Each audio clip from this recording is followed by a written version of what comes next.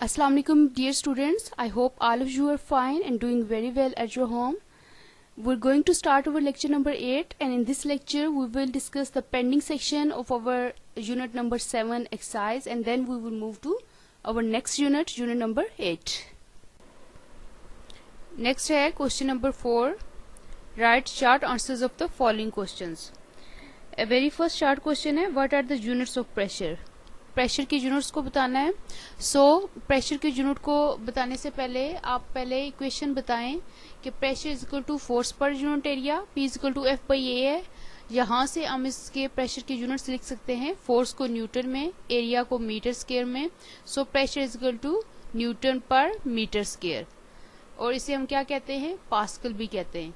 क्योंकि उसने पूछा है कि यूनिट ऑफ प्रेशर क्या है, तो बेस्ट है कि आप पास्कल को साथ डिफाइन भी कर दें.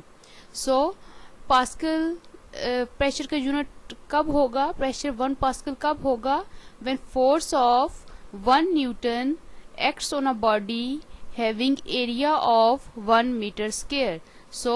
Pressure will be 1 pascal if force of 1 newton acts on a surface having area of 1 meter square. Next है second part, state Pascal's principle. तो पास्कल्स प्रिंसिपल की स्टेटमेंट लिखनी है.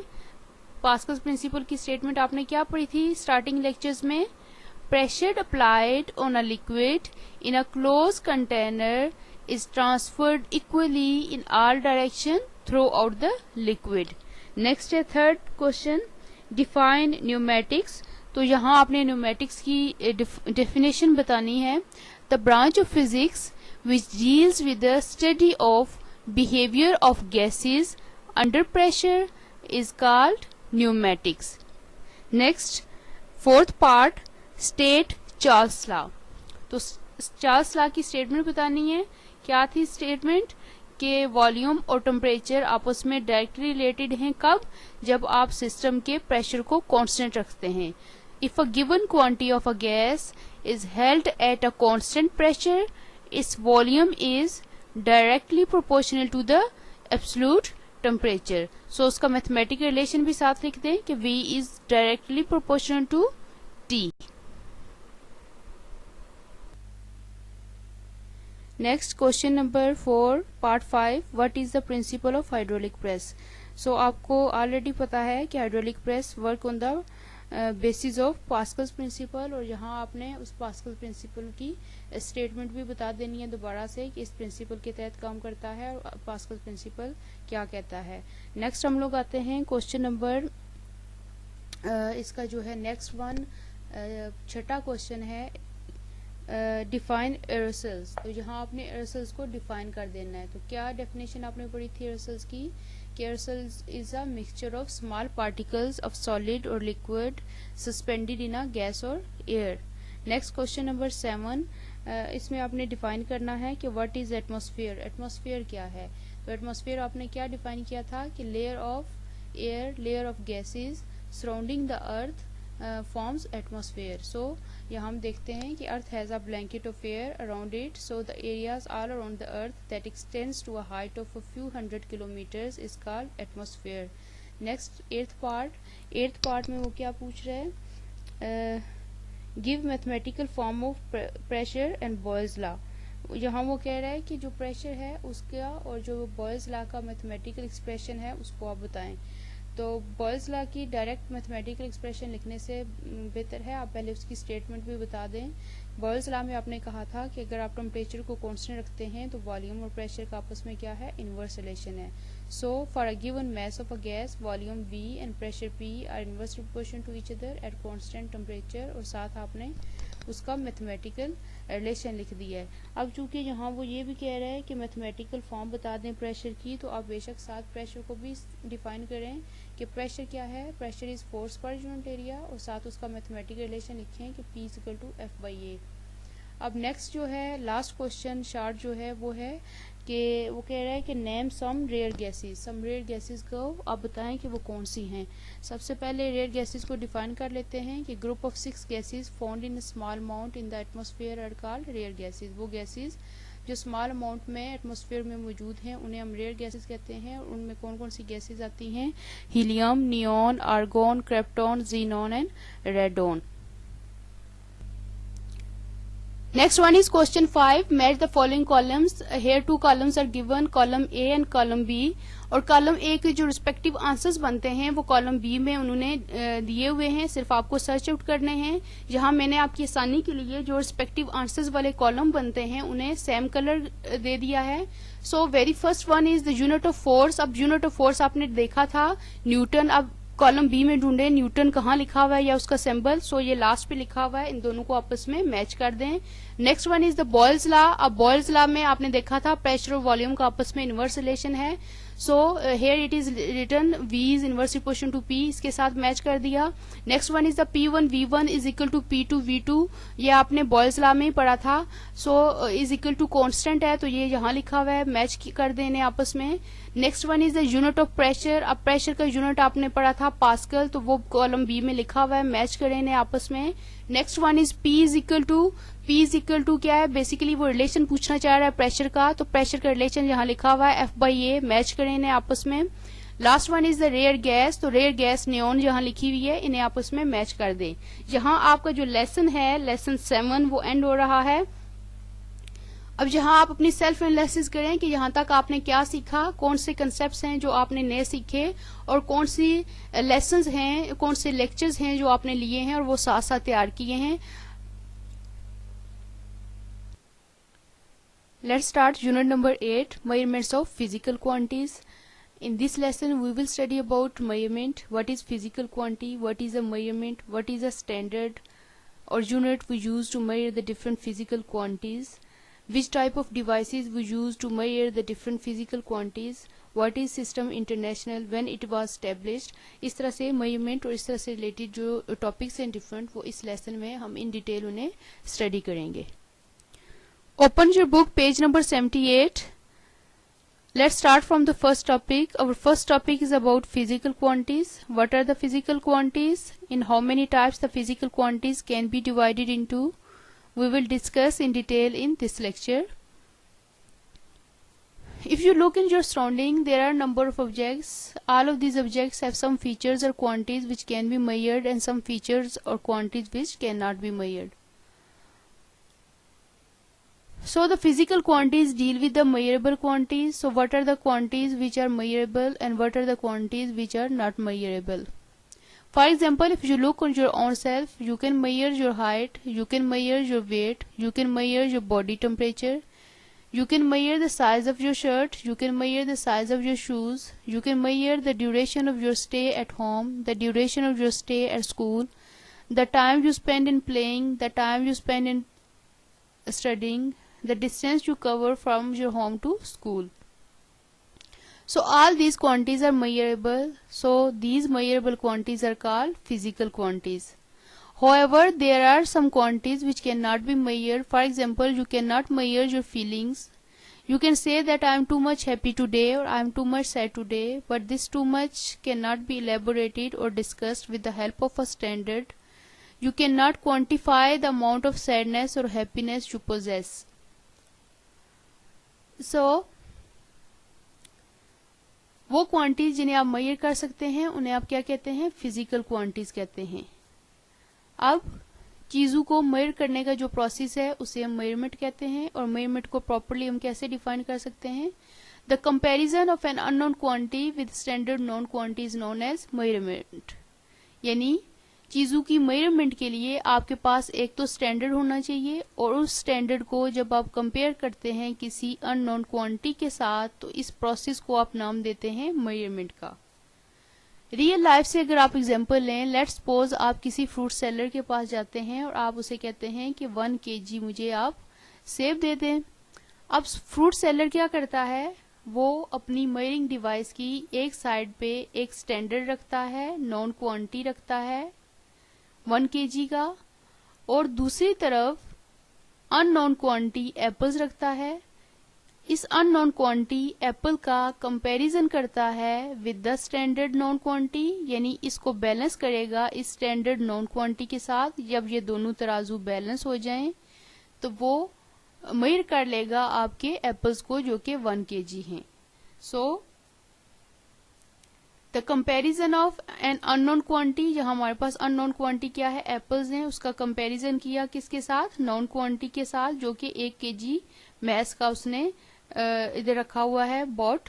सो this process is termed as measurement. इसी तरह अगर आप किसी फैब्रिक शॉप पे जाएं और आप उससे कहें कि मुझे 1 मीटर लेंथ में कपड़ा दे दें, अब शॉपकीपर क्या करेगा, उसके पास भी लेंथ का कोई स्टैंडर्ड होगा, मेजरिंग टेप पड़ी होगी, वो उसको जो स्टैंडर्ड नॉन क्वांटिटी है 1 मीटर रखेगा आपके अननोन क्वांटिटी फैब्रिक के साथ और उतना ही कपड़ा आपको दे देगा। दिस स्टैंडर्ड नॉन क्वांटिटी जो कि यहाँ लेंथ की मेजरमेंट के लिए मीटर है, यहाँ मैस की मेजरमेंट के लिए केजी है, इसे हम क्या कहते हैं, यूनिट कहते हैं। फिजिकल क्वांटिटीज की कंप्लीट डिस्क्रिप्शन के लिए हमें 2 चीजें चाहिए, एक न्यूमेरिकल मैग्नीट्यूड और एक यूनिट। फॉर एग्जांपल 4 kg, अब यहाँ 4 जो है वो क्या है, न्यूमेरिकल मैग्नीट्यूड है, यानी ये क्वांटिटी बता रहा है किसी चीज की, केजी हमें यूनिट बता रहा है कि ये मैस है। यहाँ अगर फ्रूट की एग्जांपल लें तो 1 kg mass, 1 means quantity, KG means उसका यूनिट। 1 मीटर फैब्रिक, यहाँ 1 जो है क्वांटिटी में बता रहा है कपड़े की, मीटर हमें उसकी लेंथ में बता रहा है कि यूनिट कितना है उसका। For the complete description these both things numerical magnitude and unit are needed. अगर इन दोनों में से कोई एक भी एब्सेंट हो तो हमें फिजिकल क्वांटिटी का कंप्लीट जो है सेंस नहीं मिलता। जैसे अगर शॉपकीपर के पास जाएं, फ्रूट सेलर के पास जाएं और उससे बोलें कि मुझे 4 एप्पल्स दे दें, हो सकता है आप इस 4 में आपके कहने का सेंस कुछ और हो और जो सेलर है वो कुछ और सेंस ले। हो सकता है आपको 4 kg एप्पल चाहिए हूं, लेकिन सेलर जो है जस्ट 4 वर्ड कहने से क्या करेगा, हो सकता है आपको 4 एप्पल्स उठा के दे दे, या 4 बैग्स एप्पल के दे दे, या 4 kg दे दे। लेकिन जब आप 4 kg का वर्ड यूज करेंगे तो सेलर फौरन से अंडरस्टैंड कर लेगा कि आपको क्या चाहिए, 4 kg एप्पल चाहिए। अब फिजिकल क्वांटिटीज को आप डिवाइड करते हैं 2 कैटेगरीज में। Number 1 is the base quantity and number 2 is derived quantity. In the next slides we will discuss about the base quantities and derived quantities in detail. Base quantities are also called the fundamental quantities. They are 7 in number and they act as a foundation to define or to derive or to express the other physical quantities. So,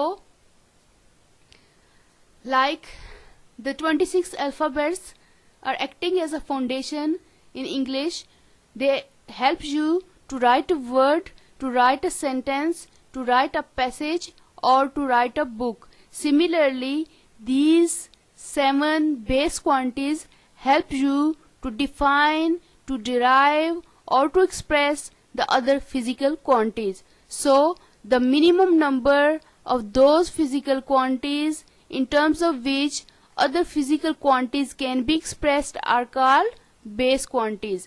यानी ये minimum number है physical quantities का जो आपको help करता है कि आप दूसरी फिजिकल क्वांटिटीज को इनकी मदद से एक्सप्रेस करें, इनकी मदद से डिफाइन करें, इनकी मदद से डिराइव करें। तो ऐसी क्वांटिटीज को हम नाम देते हैं बेस क्वांटिटीज का, और बेस क्वांटिटीज के जो यूनिट होते हैं उन्हें हम क्या कहते हैं, बेस यूनिट कहते हैं। So these 7 base quantities are discussed in the following table. यहाँ हम इन क्वांटिटीज के यूनिट और उनके सिंबल्स को डिस्कस करेंगे। First one is length, its unit is metre and its symbol is small m. Next one is the mass, its unit is kilogram and its symbol is kg. Mass किस चीज को कहते हैं, quantity of matter in the body को। Next one time, its unit is second and its symbol is s. Next one is the temperature. Its unit is Kelvin and its symbol is capital K. अब temperature की मदद से किस चीज की measurement हो रही होती है, डिग्री ऑफ हॉटनेस और कोल्डनेस ऑफ द बॉडी। यानी कोई बॉडी कितनी ठंडी या कितनी गर्म है वो आप किस चीज से मेजर कर रहे होते हैं, टेम्परेचर ऑफ द बॉडी आपको ये डिटेल्स दे रहा होता है। Next one is electric current, its unit is ampere and its symbol is capital A. अब इलेक्ट्रिक करंट क्या है? Flow of electric charge. Next one is the intensity of light, its unit is candela and its symbol is CD। Next one is the amount of substance, its unit is mole and its symbol is MOL। Next slide में हम derived quantity in detail discuss करेंगे। Next one is derived quantities. Derive word पे अगर आप गौर करें तो it means to get something from, to obtain something from, यानी कोई चीज किसी दूसरी चीज से अखज करना, किसी दूसरी चीज से हासिल करना। So the derived quantities are the quantities that can be derived from the base quantities, यानी इन क्वांटिटीज को आप बेस क्वांटिटी से ड्राइव करते हैं, बेस क्वांटिटी से डिफाइन करते हैं, बेस क्वांटिटीज की टर्म में एक्सप्रेस करते हैं। अब ड्राइव्ड क्वांटिटीज के जो यूनिट हैं उन्हें हम ड्राइव्ड यूनिट कहते हैं। बेस क्वांटिटीज का आपने पढ़ा था कि दे आर 7 इन नंबर, लेकिन derived quantities are infinite in numbers. I have discussed few of the derived quantities in the following table. Very first derived quantity is area. अब इसका रिलेशन है length times width. अब length को measure हम करते हैं metre में और विड्थ को मेजर करते हैं मीटर में। So metre times metre is equal to metre square. अब यहाँ देखें आप कि मीटर जो है वो एक बेस यूनिट है, उसको आपने 2 टाइम्स मल्टीप्लाई किया तो आपके पास एक नया यूनिट आया, उसे हम ड्राइव्ड यूनिट कहते हैं। और ये एक ड्राइव्ड क्वांटिटी एरिया के लिए आप जो यूनिट यूज करते हैं ड्राइव्ड यूनिट वो क्या है? मीटर स्क्वायर है। नेक्स्ट है वॉल्यूम ऑफ द सॉलिड। आप किसी सॉलिड ऑब्जेक्ट का वॉल्यूम फाइंड करने के लिए आप उस ऑब्जेक्ट की लेंथ को विड्थ से और हाइट से मल्टीप्लाई करते हैं। सो लेंथ को भी मेजर करते हैं हम मीटर में, विड्थ को भी मेजर करते हैं मीटर में और हाइट को भी मेजर करते हैं मीटर में। सो मीटर को जब आप 3 टाइम मल्टीप्लाई करें तो मीटर क्यूब आ गया। सो यहाँ वॉल्यूम एक ड्राइव्ड क्वांटिटी का ड्राइव्ड यूनिट आपके पास आया metre cube. Next one is the density. Density का अर्लियर लेक्चर्स में आपने कंसेप्ट लिया था, यानी यहाँ अगर हम देखें तो quantity of a mass in a given space या quantity of mass in a given volume is called density. यहाँ अगर इन दोनों ब्लॉक्स को देखें तो ये ज्यादा डेंस है, यहाँ नंबर ऑफ पार्टिकल ज्यादा हैं, यहाँ कम है। सो मैस को मेजर करते हैं किलोग्राम में और वॉल्यूम का भी आपने यूनिट ड्राइव किया metre cube, kilogram over metre cube. अब मीटर क्यूब यहाँ पावर उसकी देखें क्यूब की 3+ है, लेकिन ऊपर जब आप लेके जाएंगे तो ये क्या है? -3 होगी। किलोग्राम M-3 भी इसे लिख सकते हैं। Next one is the speed और वेलोसिटी। अब स्पीड जो है बेसिकली अगर आप देखें कि मैं इतनी स्पीड से भागकर शॉप पर गया तो बेसिकली आप ये बता रहे हैं कि आपने गिवन टाइम में शॉर्टेस्ट से शॉर्टेस्ट टाइम में ज्यादा से ज्यादा डिस्टेंस कितना कवर करके गए हैं। सो डिस्टेंस ओवर टाइम और length over time is the speed. Length को मेजर करते हैं मीटर में और टाइम को मेजर करते हैं सेकंड में। सो इसे आप पढ़ते हैं मीटर पर सेकंड और ये सेकंड को अगर ऊपर लेके जाएं तो उसकी पावर -1 हो जाती है। इसे आप इस फॉर्म में भी लिख सकते हैं ms-1। Next one is the acceleration. अब एक्सलेशन क्या है? अगर किसी बॉडी की वेलोसिटी में टाइम के साथ चेंज आ रहा है तो आप कहते हैं कि उस बॉडी में एक्सलेशन प्रोड्यूस हो रहा है। सो वेलोसिटी का भी आपने यूनिट देखा है कि ms-1 है। सो मीटर पर सेकंड वेलोसिटी की जगह आप लिखेंगे, नीचे भी टाइम है तो ये s-1 जो है ms-1, यहाँ से सेकंड ऊपर जाएगा तो ms-2 हो जाएगा। सो मीटर पर सेकंड स्क्वायर इसे पढ़ेंगे या इसे हम ms-2 लिखेंगे। Next one is the force. अब फोर्स जो है इसका फॉर्मूला है मास टाइम्स एक्सलेशन F=ma। इसको इन डिटेल अगर हम फोर्स की जो रिलेशन की जो डेरिवेशन है ये न्यूटन सेकंड लॉ से आप 9th क्लास में जाके फिजिक्स में पढ़ेंगे। यहाँ सिर्फ हम ये देखते हैं कि अगर किसी बॉडी का मैस है उसके ऊपर आप फोर्स लगा रहे हैं और उसमें कोई एक्सलेशन प्रोड्यूस हो रहा है तो उस फोर्स का जो रिलेशन है वो है F=ma। अब जो मैस है उसको आप मेजर करते हैं किलोग्राम में और एक्सलेशन को आप मेजर करते हैं ms-2 में। इसे आप लिखेंगे किलोग्राम मीटर पर सेकंड स्क्वायर और इसे हम न्यूटन भी कहते हैं। Next one is the momentum, यानी किसी बॉडी का अगर मैस है और वो किसी वेलोसिटी के साथ मूव कर रही है तो आप कहते हैं कि वो बॉडी कोई मोमेंटम पोजेस कर रही है। मैस का यूनिट है किलोग्राम और वेलोसिटी का यूनिट है मीटर पर सेकंड, इसे आप न्यूटन सेकंड भी कहते हैं। Next one is the pressure. अब प्रेशर एक टॉपिक डिटेल से आप स्टडी कर चुके हैं, उसका रिलेशन था force per unit area. Force को आप मेजर करते हैं न्यूटन में, एरिया को आप मेजर करते हैं मीटर स्क्वायर में। सो न्यूटन ओवर मीटर स्क्वायर इसे आप लिख सकते हैं Nm-2 या इसे आप पास्कल भी कहते हैं। Last one is the work और एनर्जी। अब वर्क और एनर्जी भी इन डिटेल इसके कंसेप्ट ऑफ फिजिक्स में जाके स्टडी करेंगे। यहाँ सिंपल हम ऐसे कहते हैं कि अगर कोई बॉडी है उसके ऊपर आप फोर्स लगाएं और उस फोर्स के लगाने के रिजल्ट के तौर पर वो बॉडी कोई डिस्टेंस कवर करे यानी कोई मोशन शो करे, तो आप क्या कहते हैं कि आप कोई काम कर रहे हैं। यानी ये स्टोन है, अगर इस बॉयज इसके ऊपर फोर्स लगा रहे हैं और फोर्स लगाने के तौर पर इस स्टोन को अपनी जगह से ला लेते हैं, हटा देते हैं, तो वो बच्चे क्या कर रहे हैं, कोई काम कर रहे हैं। लेकिन अगर वो फोर्स लगाते रहते हैं, अपनी सारी एनर्जी लगाते हैं, लेकिन ये स्टोन अपनी जगह से जरा भी नहीं सरकता, आगे नहीं जाता, तो इट मीन्स वो कोई काम नहीं कर रहे। सो फोर्स को डिस्टेंस से आप मल्टीप्लाई करें तो आपके पास वर्क आ जाएगा। फोर्स का यूनिट अभी आपने पढ़ा है न्यूटन और डिस्टेंस को मेजर करते हैं मीटर में। सो वर्क का यूनिट क्या है, न्यूटन मीटर, जिसे आप जॉल भी कहते हैं। आई होप आज के लेक्चर में जो हमने फिजिकल क्वांटिटीज को पढ़ा, फिजिकल क्वांटिटीज की classification in terms of base quantities and derived quantities in detail पढ़ा है, आपको सारा समझ आ गया होगा। फिर भी कहीं कोई प्रॉब्लम हो, किसी कंसेप्ट में आपको लेने में परेशानी हो रही हो, समझ ना आ रहा हो कोई कंसेप्ट, तो आप विदाउट एनी हेजिटेशन मुझे कॉन्टेक्ट करके पूछ सकते हैं। Thank you so much, take care, best of luck, अल्लाह हाफिज।